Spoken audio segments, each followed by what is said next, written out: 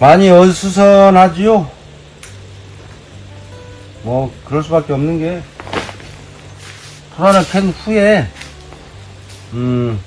꽤 시간이 흘렀던 것 같아요. 한 3주, 2주, 3주?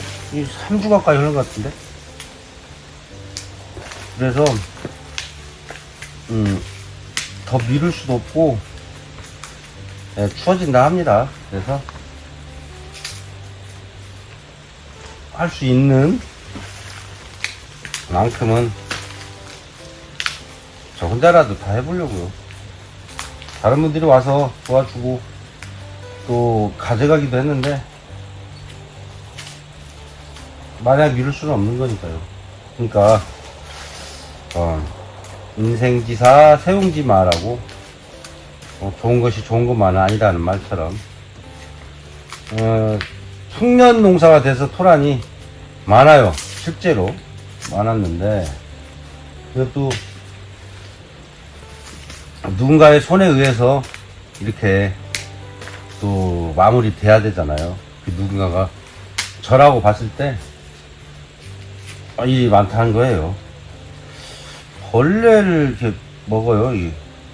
그러니까 사람들이 참 이율배반적인 거죠. 사람들이는 한 누군가를 지칭한 거 아니고 군중적인 걸 얘기하는 거니까 그냥 뭉뚱그려서 농약 치는 걸 되게 싫어하죠. 그래서 무농약, 친환경 비싸게 사 먹죠. 지금 여기도 빵꾸 이렇게 났죠. 이게 벌레가 먹은 거예요. 근데 벌레는 생명체라 농약을 사용하면 죽게 되잖아요. 그죠? 농약을 사용 안 하면 벌레도 사니까 일일이 땅속까지 농부가 뒤집을 수 없으니 벌레가 먹고 있는지 그러다 보면 이렇게 벌레가 먹어요. 자, 이런 것들은 또 상품 가치가 없는 거죠. 무슨 말인지 알죠? 그러니까 농약 사용하는 건 싫고 벌레 먹는 거 싫고 깨끗하고 예쁜 거 먹고 싶고 농산물 얘기해요. 그렇다고 보면 결국 농약을 사용해서 깨끗한 거 크고 예쁜 거 물론 다 농약을 사용해서 전제입니다. 그래서 그런 걸 먹으면서 한편으로는 아까 말씀드린 것처럼 이 친환경 농산물을 좋아한다. 그래서 제가 이율배반적이라고 하는 거예요. 못생긴 것은 분명히 벌레가 먹은 거거든요. 썩네. 이제 더 이상 늦추면 썩게 될 것 같아서 이걸 해야 됩니다. 지금 이 원 뿌리는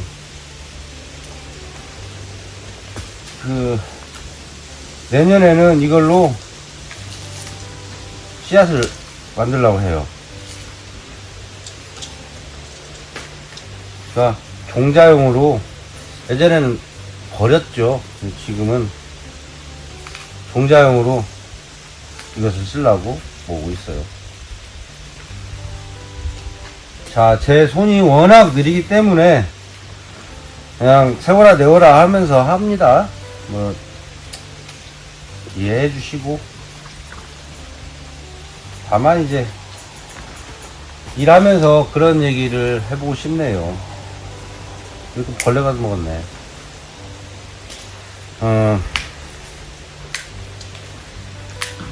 지금이 국민 애도기간 선포죠? 누가요? 정부에서. 근데 애도기간이라 뭔가 무슨 국가적인 공동의 운명이 걸린 어떤 항쟁이라든지 또 여러 가지 나하고 관련된 일이라든가 뭐가 이렇게 가슴속으로 들어와야 그리고 누군지를 알아야 애도라는 걸 하는 거죠. 응? 그렇지 않나요? 근데 애도 기간이라고 해서 눈 가리고 아웅하듯이 하는 거에 현혹되는 분들도 있는 것 같아요.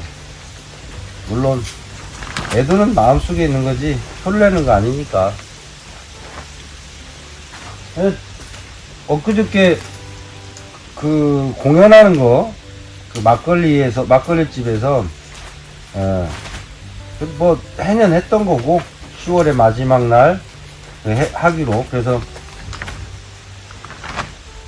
뮤지션이 무대가 그럴듯하게 꾸며진 무대가 아니라 그냥 이렇게 사람들 사이사이에서 같이 울고 웃고 느끼는, 그래서 가까이 다가서는 그런 무대로 막걸리집에서 해왔어요. 작년에는 못했네요.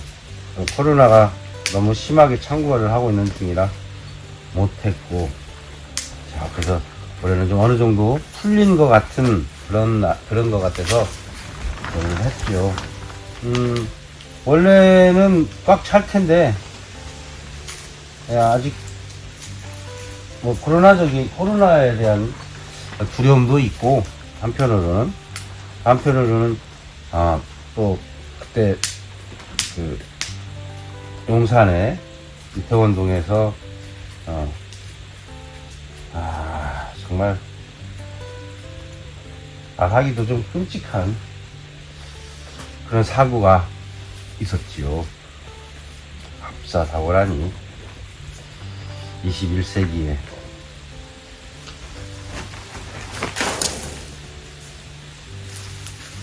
뭐 세기하고 뭔 관계가 있겠습니까?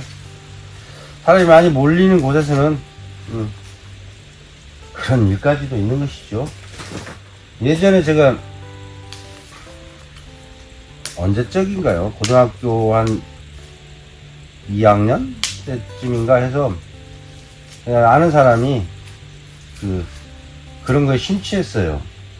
지구 멸망. 그래가지고 곧 지구가 멸망한다고 텐트 챙겨가지고 산으로 막 들어갔죠.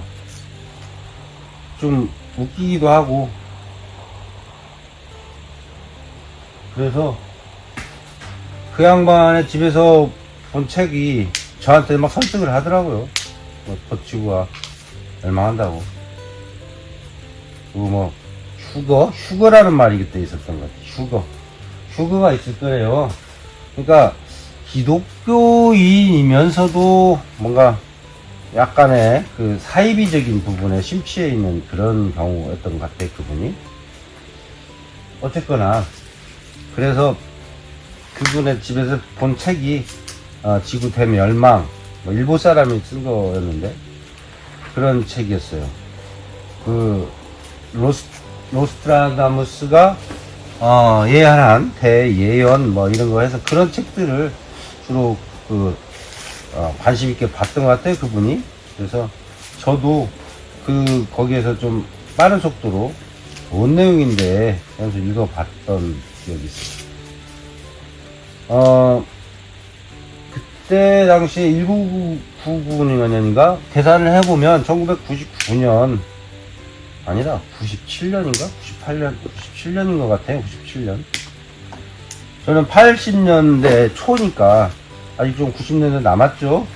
그때 지구 멸망을 한다, 휴거가 일어난다, 뭐 이런 얘기들을 써 있고,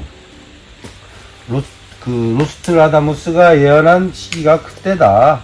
그래가지고 1997년 7월 1일인가 그렇게 날짜도 특정을 했었어요. 계산을 해보면 그렇대요. 누가 그런 계산을 했는지는 역시 지금도 잘 모르겠으나 계산을 해보면 그렇답니다. 그래가지고 이제 시간이 얼마 안 남았으니 얘네들 준비하겠다는 거죠. 다른 세상에 갈. 근데 다른 세상이라는 것이 구체적으로 안 나와요.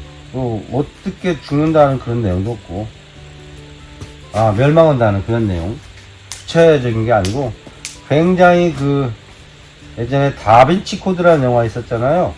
그런 것처럼, 암호처럼 코드화 됐죠. 암호가 코드인가? 어쨌든. 그래서 그날이 되면, 마르스가 뭐의 이름으로 암흑마왕인가? 그런 걸로 재림을 한대요. 재림을 뭐의 이름으로. 마르스는 그때 해석하기에는 해성이나 또는 화성을 뜻하는 거다. 악의 기운이다. 화성이 지구에서 보면 빨간색 색깔이 강해서 예전부터 화성 자체를 마르스라고 부르고, 좋은 징조로 화성을 보지는 않았죠. 지금은 우주 탐사선이 가서 살펴보면서, 도대체 지구하고 형제같은 이 별이 어떤 구성 조건을 가지고 있느냐, 이런 걸 볼 정도로 발달했지만, 예전에는 그렇게 공포의 하나의 상징 별이었다, 이런 거고요. 그게 뭘로 앙골모아 이름으로 앙골모아 이름으로 내려온다. 그래서 이 세상을 멸망시키러, 그때가 되면 이라고 써있고요. 또 뭐가 있었냐면, 그게 시 같은 건데, 그걸 해석해보면 그렇다는 거죠. 뭐가 있을까? 모든 주내부에서 떠나라라고 하는 그런 글귀가 있어요. 주내부가 지금 뭔가, 지금도 정확하게 그런 걸 해석하는 사람들 있잖아요. 그런 거. 그분들 해석으로는 주내부가 어떤 사원이냐? 이런 말도 또 있는데, 어떤 해석가는 주내부는 공공의 장소, 대중들이 모이는 장소. 예를 들면 축구장, 공연장, 전시장, 콘서트홀, 이런 것들 있잖아요. 그 다음에 일단 사람이 많이 모이는 곳을 말한대요. 해석자에 따라 조금씩 다르긴 한데, 그래서 여러 가지 지명과 인명과 명칭에 대해서 많이 이렇게 얘기를 했어요. 노스트라다무스는. 그래서 그때 당시에는 마차가 다니던 시대인데, 비행기, 자동차, 히틀러 이런 이름들을 다 맞췄다고 하죠. 먼 훗날에 일어날 이름들, 명칭들을. 그래가지고 결론은 그런 거예요. 그때가 되면 여러 가지 징조가 있는데, 그 징조 중에 하나가 고기가 바다에서 육지로 올라와 버리고, 그 다음에 하늘에 있는 것들이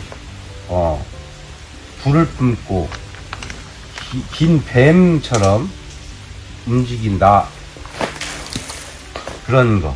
그러니까 요즘에는 그게 제트기나 미사일 이런 거 아니냐, 이런 해석을 하지요. 비슷하죠. 그때는 날아다니는 것이 뱀처럼 날아다니는 건 그 당시에는 없었을 테니까요. 중세 사람이거든요. 자, 이 이야기의 끝을 좀 가져와 볼까요? 그래서 그 얘기의 끝에는 어떤 얘기가 나오냐. 이분이 이제 왕비한테 얘기를 하는데 왕비가 놀래가지고 그럼 우리 후손들은 어떻게 할 거냐 이렇게 다 모든 게 다 멸망한다고 당신이 그런다고 하면 그랬더니 그래서 다른 피할 방법은 없느냐 그랬더니 노스트라다무스가 고개를 끄덕이면서 예 없습니다 그랬답니다. 그러니까 그 앙뚜아네트인가 이름 비슷해요. 아무튼 그런 왕비가 이제 재차 물어보죠. 그러면 너무 절망적인 거 아니냐 그랬더니 로스트라다무스가 그랬답니다. 맞습니다. 왕비님 그걸 피할 수는 없을 겁니다. 다만 다른 존재라면 이라고 말했대요. 다른 존재? 다른 존재는 뭐 이제 학자들 그런 걸 연구하는 학자들은 뭐 에일리언 외계인일 거다 뭐 어쩌고 뭐 이런 말도 하고 그러는데 노스트라다무스가 언급한 다른 존재는 저도 이제 추상을 해보고 뭐 생각을 막 이것저것 해보니까 다른 존재화 된다는 거죠. 그러니까 지금에 있는 육체적인 게 아니라 다른 존재. 좀 약간 무서운 얘기 같은데 그거예요. 안드로이드 인간. 공상과학 영화에나 나오는 안드로이드 인간은 몸이 다 기계로 바뀌죠. 그러나 뇌는 인간의 뇌를 장착한 거. 그리고 끊임없이 뇌가 손상되거나 노화되지 않도록 그런 어떤 약물 처리를 한다든가 기계적인 부분으로 커버를 하는 그런 처리를 하는 그런 거 가능할 수 있잖아요. 그리고 또 영화 속에 나오는 것처럼 스토리를 이렇게 끌어오면 자기의 영혼을 복제해서 의식을 복제한다고 맞겠네. 의식을 복제해가지고 똑같이 사고하는 그런 형태로 바꿔서 컴퓨터화 시킨다. 그러니까 뭐라 할까요?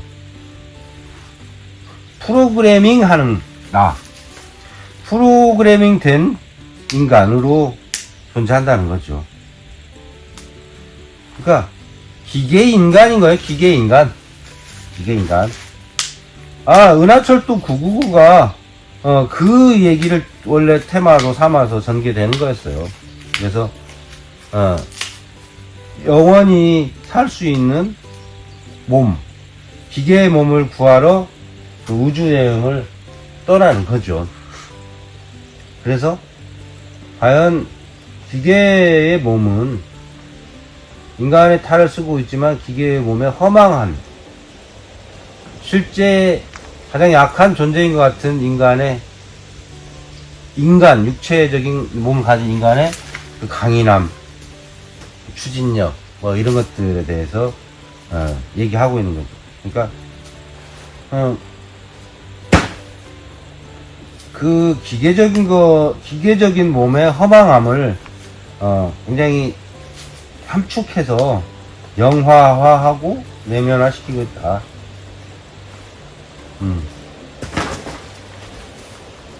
그래서 첫 번째 우리가 가상할 수 있는 얘기로는 방금 말씀드린 기계적인 몸으로 탈바꿈하여 안드로이드, 지금은 안드로이드란 말이 실제 쓰고 있잖아요. 안드로이드 폰, 그죠?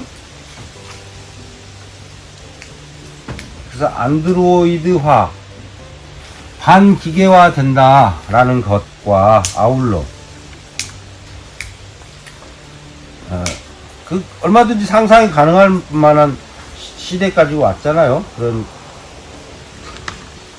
기계 문명의 시스템에 우리를 이미 깊이 있게 들어와 있고, 며칠 전에도 어디를 가려고 기차를 타러 갔다가 기차에서 핸드폰에서 기차표를 예매했고, 그리고 그것도 어플이 이제 기차 열차 어플이 있는 거죠. 저는 할 줄 몰라요. 그래서 다른 젊은 친구한테 부탁을 해서 했습니다. 그리고 기차를 타러 갔는데 얼마 전 일이에요. 기차역에서 딱 그 몇 시 표다 뭐 이런 것이 핸드폰에 저한테 이제 전송해서 들어온 거라 보려고 했더니 핸드폰이 없는 거예요.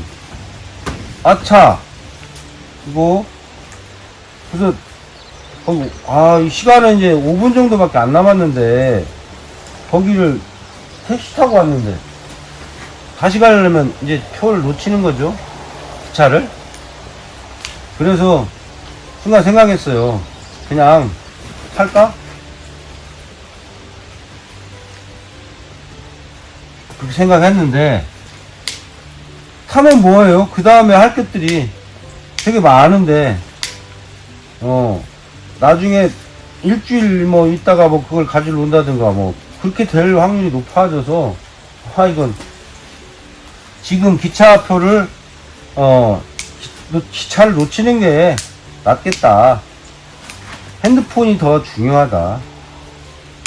그래서 결론은 핸드폰을 가지러 열차를 놓쳤습니다. 아니, 역장한테 내가 이 열차를 놓칠 것 같으니 표를 어떻게 좀 뭐라고 하죠? 이렇게 반납하는 거? 취소시키는 거? 그걸 할 수 없겠느냐 그랬더니 가능하답니다. 일이 가져오면 역으로 그걸 가져오래요. 예매한 핸드폰을. 그래서 결국 핸드폰을 가지러 갔는데 그 친구는 거기 뭐 일을 하고 있는 중이라 거기를 나올 수가 없어요. 그래서 그 친구 핸드폰을 가져갈 수가 없는 거예요. 그리고 결국 제 폰으로 예매를 했으면 거기서도 그 어플 속에서 취소가 되는데 그게 아니고 그 친구도 어플이 없어서 그 친구 핸드폰으로 했기 때문에 결론은 갈 수도 없고 10,000원 이상이 되는 열차 티켓을 그냥 허비하고 말았어요. 그때 제가 생각하기를 이렇게 핸드폰이 이미 내 삶의 많은 부분을 차지하고 있구나. 빠뜨릴 수 없는 영역을 지배한다고 표현해버리면 제가 너무 비참해지니까 많이 차지하고 있구나. 그걸 느꼈다는 얘기예요. 자, 얘기를 다시 처음에 얘기하는 쪽으로 다시 돌려오면 다른 존재가 된다는 부분, 기계적인 걸로 이미 우리는 익숙해져 버린 시간 속에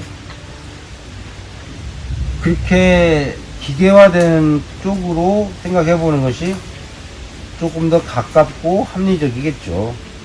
또한 냉동인간이라고 지금의 의학과 기술로는 고쳐낼 수 없는 상태의 어떤 이를테면 좀 돈이 좀 있는 그런 사람들 같은 경우는 지금 공식적인지 비공식적인지는 잘 모르겠으나 이미 냉동인간으로 됐다는 거예요. 냉동인간. 그래서 어느 시기가 되면 깨어나는 거죠. 그래서 그 시기에 이제 의술 체계로 좀 더, 이제 그 병을 고치고 오래 살 수 있는 얼마든지 가능성 있는 얘기잖아요. 그렇죠? 돈 있는 사람이니까. 근데 만약 그 사람이 아이가 있었다. 그러면 그 아이는 몇십 년 또는 몇백 년이 지나면 애를 낳을 거고, 그러면 뭐 증조 할아버지가 지금 뭐 중학생이고, 아니 중학생이 좀 아니다. 증조 할아버지가 50살이고 자기는 뭐 피부 나이 전체 흘러간 나이가 아니라 그건 뭐 40살을 하면은 중주 손자가 증손자라고 해야 되겠네. 이게 참 이게 뭘까 그런 생각이 좀 들어요. 제 현재적인 사고 가지고는 거기까지 생각하고 싶지는 않아요. 생각이 안 나니까. 모르고 안 봤잖아요. 그리고 또 우리가 생각하는 것들, 제가 생각하는 것들은 제 지금 혼자 머리로 창조한 게 아니라 사실 어딘가에서 만화책이든 영화든 어디선가부터 이렇게 누군가 다른 사람이 생각해낸 것들을 다시 제가 재생시키고 있는 건지도 모르죠. 그러니까 제가 창조적인 그 생각을 해냈다기보다는 여기저기에서 이미 아이디어화 됐던 것들을 뭐랄까 저 머릿속에서 종합해서 그럴듯한 한 이야기거리로 한번 머릿속에서 재구성해 보는 거죠. 지금 하려고 하는 얘기도 마찬가지예요. 지금도 제가 혼자 상상하고 만들어낸 이미지가 아니 생각이 아니고 몇 천 년, 몇 만 년 전부터 이어오던 생각일지도 모르죠. 자, 로스트라다무스가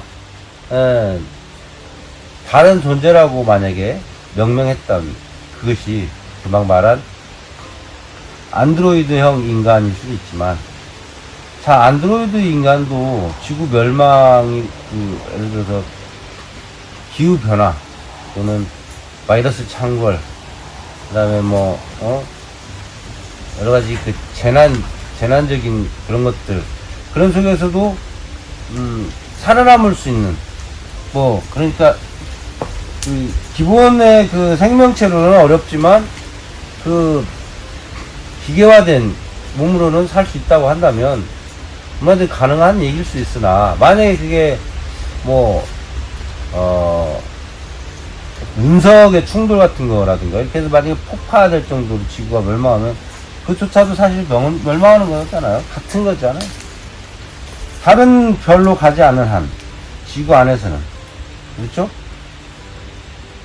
그래서 그보다 더 다른 어떤 가설은 없을까 생각을 해봤는데, 고등학교 때요. 다른 존재가 된다. 죽어서 영혼이 되는 건가? 그런 생각 해봤죠. 영혼이 되는 것들인가? 생각을 했는데, 어쨌든 영혼이 돼가지고 다시 인간으로 몸으로 돌아온 케이스가 거의 증명되지 않는 그런 얘기들 말고는 거의 없지 않아요? 지구를 천국을 보고 왔다고 하는 간증도 있고, 기독교인들은 극락을 얘기하고 등등등 하지요. 다른 종교에서 누구도 그거에 대해서 객관적으로 모든 사람들이 이해할 만큼 얘기를 하는 사람은 없잖아요. 그리고 되게 유명하고 되게 멋있고 되게 돈 많고 되게 건강했던 과거형이에요. 사람들도 공이 세상을 떠나잖아요. 죽는다는 얘기죠. 공평하게 그 점에서는 세상에 태어나서 불공평하게 살지라도 떠날 때는 공평하게 간다. 그죠? 요가를 하면서 느끼는 그 하나의 방편이라고 할까요? 명상을 통해서는 시간과 공간을 초월할 수 있어요. 사실 이렇게 떠드는 것도 저는 일종의 저 나름대로 명상인 셈인데, 혼자 하니까 제 의식과 얘기할 수도 있는 거잖아요. 대상은 이 카메라를 두고 기록하고 있지만, 명상은 시 공간을 초월하는 인간의 기술입니다. 고도로 진화된. 그래서 명상을 통해서는 지금 지구가 탄생하는 시기도 갈 수 있고, 또는 빛의 속도로 간다 해도 몇 억 광년이 떨어져 있다는 것도 순식간에 도달할 수 있어요.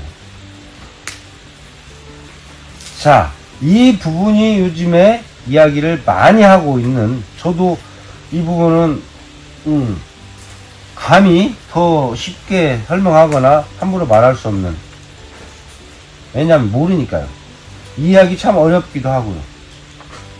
왜 그러냐? 개미가 있다고 하죠. 개미는 우리가 같은 생명체입니다. 지구상에 존재하는. 근데 개미가 기어다니는 걸 보셨죠? 어디든 기어다닐 수 있습니다. 딱바닥 기었다 순간 어디 보면 벽을 타고 가고, 또 벽을 타고 가는가 하면 천장을 기어가고, 천장을 가는가 했더니 또 밑으로 내려가고, 그것에 대한, 나무도 뭐 오르내리고, 떨어져도 뭐 웬만하면 바람 타고 떨어져도 깨지지도 않고, 좀 대단한 존재예요, 개미가. 그래서 개미는 지구 중력에도 적용이 되는, 그 친구도 생명체인데도 그 개미가 보는 시각은 1차원적이랍니다. 1차원.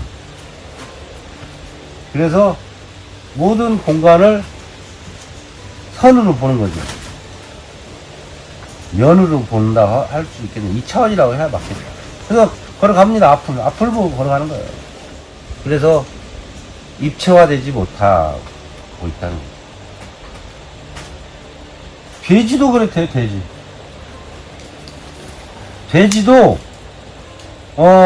몸의 구조가 밑에를 쳐다보게 만들어져서 오랫동안 밥 먹는 거 말고는 뭐 하는 일 없다 할 정도로, 돼지는. 그러니까요.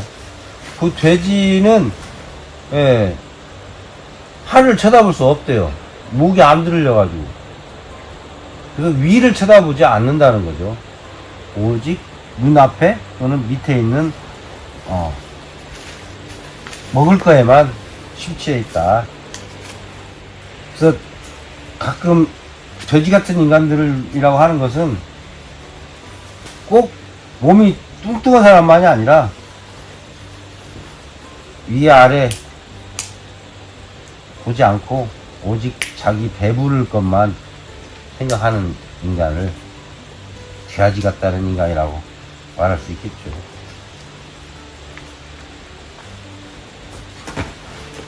이 얘기가 어디까지 했다가 다시 돌아올지, 뭐 지금 어수선한 이만큼이나 저도 어수선해집니다만은, 명상 얘기를 했죠. 그래서 명상을 통해서 차원 이동할 수 있는, 그리고 아까 말한 것은 양자역학, 양자물리학을 얘기하려고 했던 거예요. 그건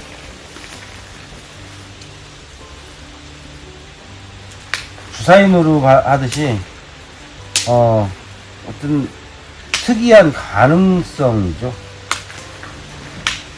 그러니까 쌍둥이와 같은 시간, 그 공상과학에서 말하는 그런 시간하고도 비슷하네요. 여기에도 존재하고 저기에도 존재하는. 그래서 양자역학, 양자물리학이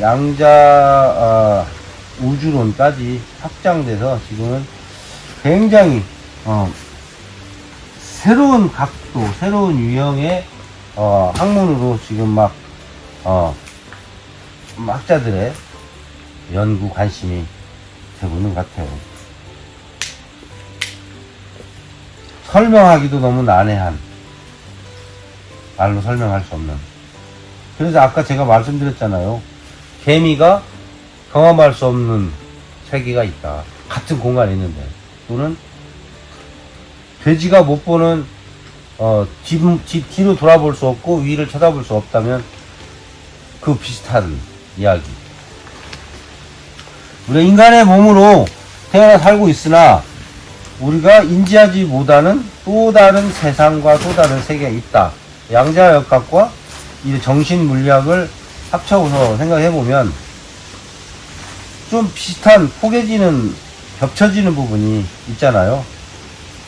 그것이 좀 더 깊이 있게 학문적으로 다뤄지든 아니면 더 내밀하게 명상을 통해서 접근해보든 그것은 인간의 진화를 위해서 필요하지 않을까라고 생각합니다. 여러분은 어떠세요?